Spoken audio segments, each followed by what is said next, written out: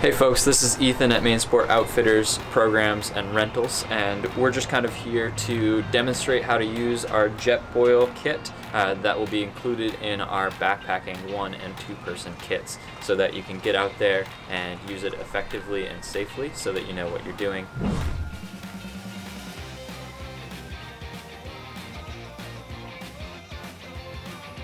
So what we have is our Isopro fuel canister. It does not have to be MSR, it could be Jetboil, it could be Primo, it could be many other brands, but as long as it has that universal threading and it is an Isopro fuel blend, then you're going to be all set. So what we have here is the Jetboil flash, which comes with many components, but we'll just kind of take that apart here. This here being your measuring cup, your cover, your actual Jetboil pot,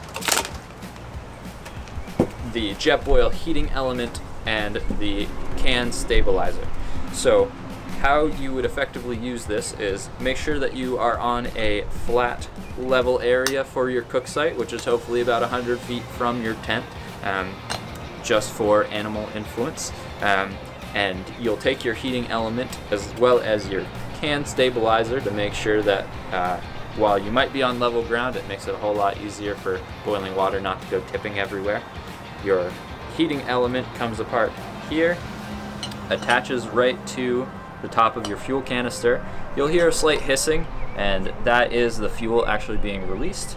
But once you've turned the heating element far enough, that hissing will go away, and you'll know that the fuel is actually being contacted into the heating element.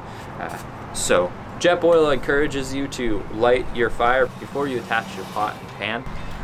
So what we're going to do is we're going to turn this fuel lever to allow the fuel valve to open. And so you really want to turn it pretty much all the way up. And then you click the piezo igniter, which is an easy push button application. This empty canister will then fire to life once you have an actual canister.